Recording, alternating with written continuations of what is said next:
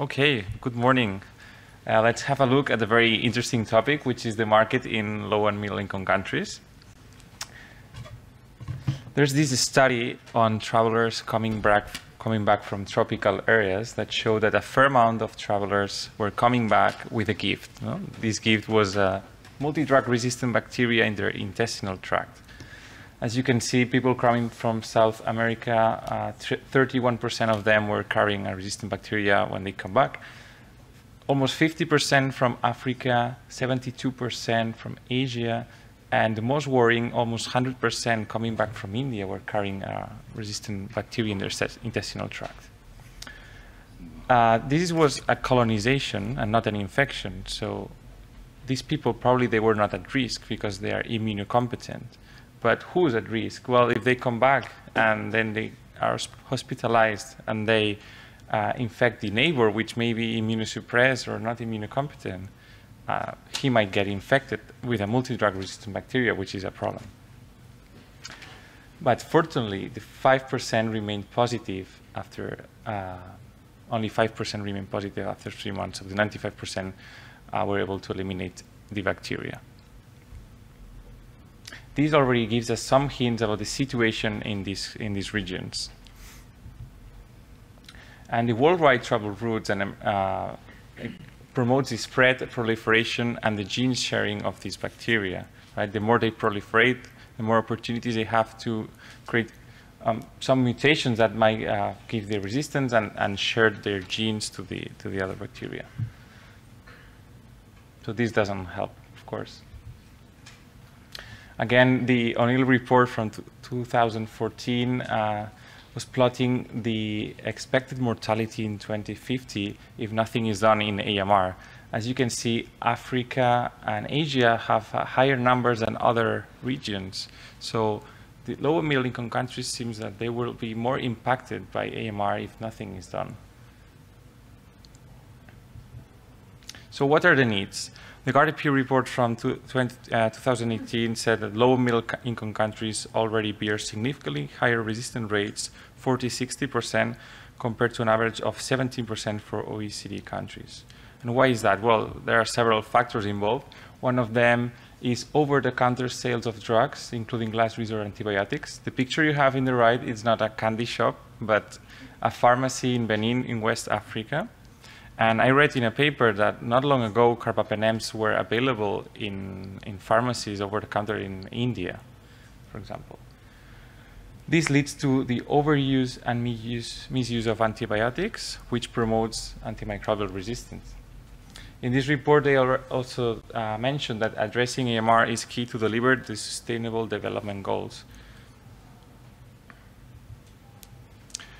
Okay, I've read many papers, but this is one that really drew my attention. They plotted different contributing factors to antimicrobial resistance based on the evidence. As you can see, the top factor is human antimicrobial misuse or overuse, followed by animal. And then we have, in blue at left part, suboptimal rapid diagnostics, which concerns AMR. And well, if with AMR we give treatment faster, we are contributing to fight in the most contributing factor, which is human antimicrobial misuse or overuse. What are the causes of misuse and overuse? Well, there's the fear of missing a bacterial infection by clinicians. They might not be sure whether it's a bacterial or a virus, and they'll just say, okay, I'll give an antibiotic just to make sure that I kill whatever is in the patient. There's the availability of antibiotics over the counter that I just mentioned. And then the underuse or lack of access to diagnostics, which concerns AMR detect tool. And there are several reasons for that. Due to long turnaround times and poor clinical performances, some diagnostics are not used. There are affordability issues in these countries. This is a very important topic. And then supply problems and quality assurance. Let's talk a little bit about technological needs and the lack of access to diagnostics now. The affordability, as I said, is a problem that creates a technological gap, which has been exacerbated by the technological improvements in high-income countries. The multi-TOF that most of you use in your labs is not available in these countries, it's rarely available.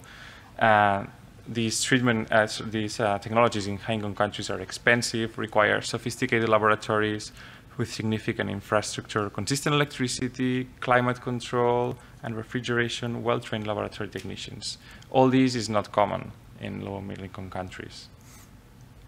So they need to use technologies that date from the late 1800s, like traditional culture-based techniques. You have the picture in the right side.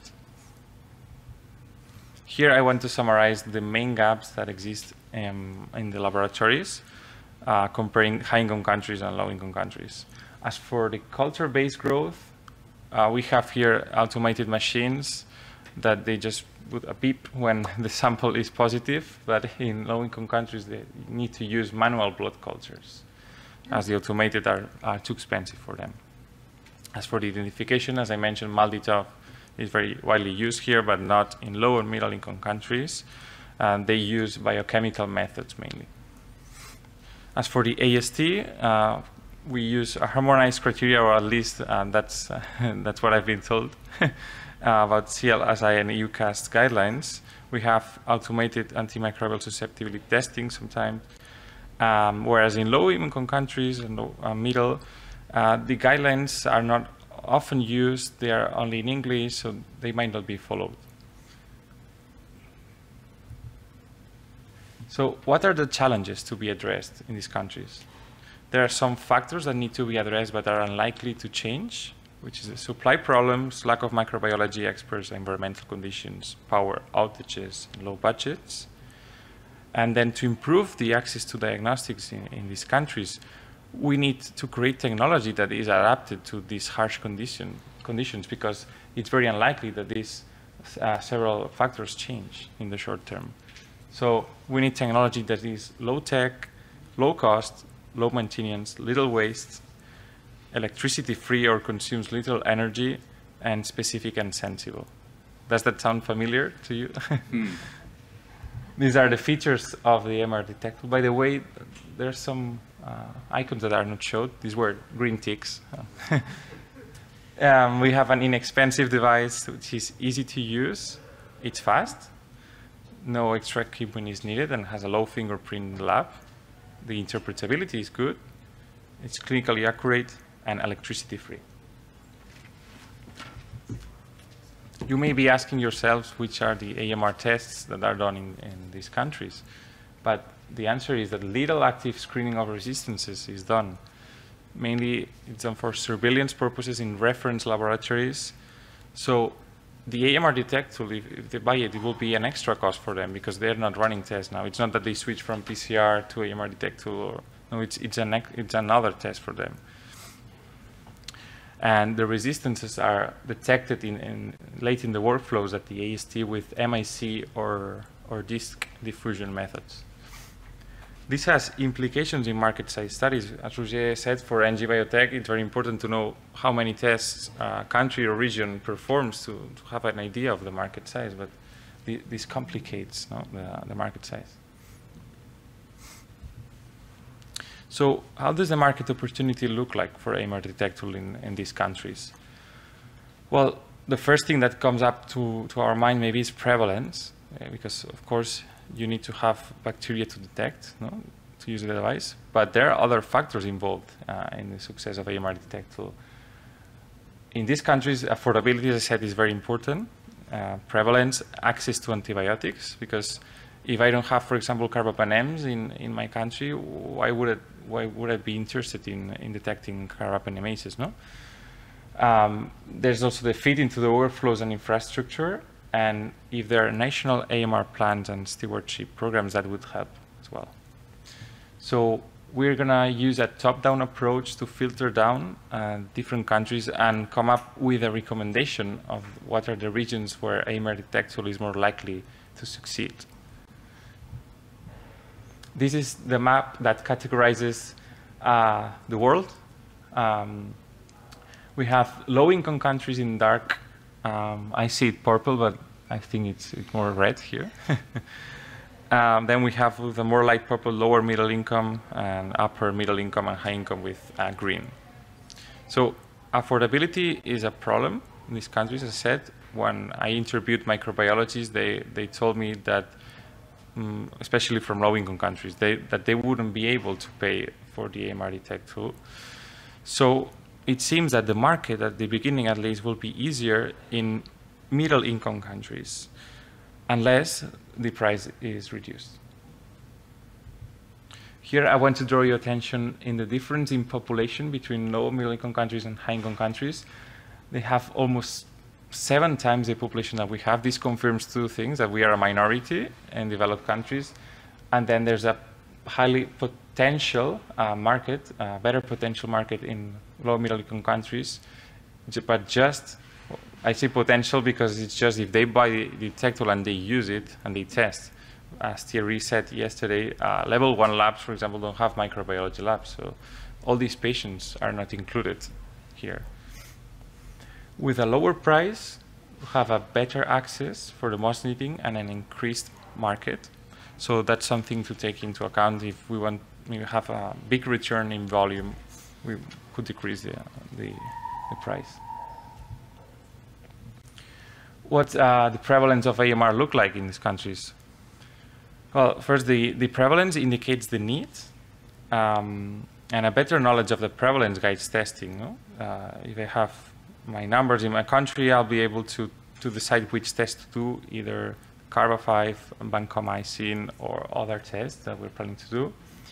However, from the interviews, the microbiologists told me that a too low prevalence, and they wouldn't be interested.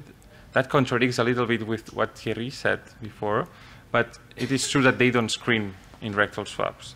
So what they told me is that, well, for blood and urine, if the prevalence is very, very low, we're not going to be interested in that. And the opposite, if the prevalence is very high, I'm going to just assume that my patients are resistant, so I'm not probably going to be interested in testing. Therefore, we can say that there's an optimal prevalence to look like, which is based on the interviews between 60–70% and 10–20%. There's the WHOGLAS portal, which is the best source of information in these countries, although data is lacking in some of them compared to the high-income countries. However, the reported data shows higher level of resistances in these countries. As you can see in the graph at the right side, this is the proportion of patients with E. coli resistant to 3rd-generation cephalosporins by country income level. So there's a challenge for countries where data is not available, for market size and other challenges. So other sources of information are needed, like meta-analysis in the literature. What does a typical workflow look like in these countries? Well, they have the manual or sometimes automatic blood cultures. Then they do the gram stain, they incubate overnight, and then they do the identification with biochemical tests. Sometimes, if needed, they can do APIs, and the best they can have is a BITEC or microscan. And then they do the AST. For urine, it's a similar workflow, and as I said before, stool samples are not usually performed in these countries. They don't have isolation wards usually, and there are some cultural interferences in performing the rectal swab technique. But it is true that the higher level you go in these countries, the more isolation wards they have and the more screening they perform. So when asking where would you use the AMR Detect tool and which information do you need, most of them said, I'll prefer identifying first because I have more information to then decide which test I do. But of course, in these countries, if you wait for identification, you'll have colonies and you could do the classical strips. So when they realized the huge reduction in time of the AMR Detect tool, they were eager to sacrifice the identification and do it after the gram stain for gram-negative bacilli. In urine samples, it's a little bit easier because most of the times is E. coli, although maybe this can vary across countries. And stool samples, we already talked about it. So it seems that the gram stain in these countries will be a precondition for choosing the type of AMR detectable test. For gram-negative bacilli, they will probably use CTXM, Carba5, or OXA for Acinetobacter, although there might be other OXAs involved. So sometimes, because they just have the gram information, sometimes they will do a test that they don't need to if it's Acinetobacter and they do carbapenems, for example. But as Roger said, the prevalence of Acinetobacter is quite low, but it needs to be studied case by case. And then for gram-positive, we have the vancomycin test. So the target labs should be able to do the gram stain. What does the organization look like of the hospitals? Well, we have the level 1, which is the primary care, and no microbiology is done. Then we have level 2, which is a district hospital. Some middle-income countries may have microbiology labs at that level. And then we have level 3 and level 4. Level 4 is the National Reference Laboratory, is the top, where the gram, culture, and AST is performed. Unlike here, the samples from level 1 and level 2 are not usually sent to the higher levels for testing. So patients from level 1 and level 2 hospitals, they are not tested for resistances, and they are just given empirical antibiotics. If it works, it works. So to sum up, how does the market opportunity look like? It looks like a middle-income country will be easier to enter. Level 3, level 4 hospital, although some level 2 hospitals may have microbiology labs. And there's the optimal prevalence to target. There needs to be access to antibiotics. AMR policies will help. And also if we have ICUs, that will help also for the AMR detectable, because there's a higher need, because the patients are very critical, and there's the possibility of the treatment. Now, I wanted to show you some sentences from the interviews. There was a microbiologist in Egypt that mentioned, we cannot afford resistant tests. The public system does not invest in detecting resistances, so we wait for the antibiogram to know the effective antibiotic. Maybe if it was very cheap, €5, we would purchase it, but there are no AMR policies in place. Maybe if you go to the private hospitals, you'll have more luck, because they care more about resistance, and they might be able to pay for it. In Lebanon, which they have a hard political situation, they mentioned that if we had the test, we would use it to detect carbapenemases. We are not very interested in ESBL tests, as we can use carbapenems. So that highlights the mindset and that we are lacking AMR policies and culture. We do screen patients and the ICU, and hospitalized high-risk patients, mainly carba. However, given the economic and political situation, we cannot afford an extra cost. So here they screen patients in the ICUs, no? So when being asked the different stakeholders which would be the regions where AMR Detect tool has more probabilities of succeeding, all of them agreed that the MENA region would be a good entry point, which is the Middle East and North Africa, because they have prevalence, usually middle-income countries, that they are able to pay for the test, and they have ICUs, critical patients. And specifically when being asked about 3 countries that they would choose, they mentioned Turkey, Pakistan, and Jordan. So it's something to consider. If we have a look at Pakistan and the WHO data, for example, we see that they have a fair amount of, for example, Klebsiella in urine and other pathogens. And if we look at the resistances for E. coli in blood, we see that there's a high resistance to cefotaxime, cefepime, and ceftazidime. And the ertapenem and imipenem resistance is at 20%, so starting to increase. So I'd like to finish with a recommendation. Of course, you already know the MedLab we were talking yesterday, Roger. it will be interesting to attend to these meetings for the Middle East market, at least, which will take place for 24 and 27th of January of next year.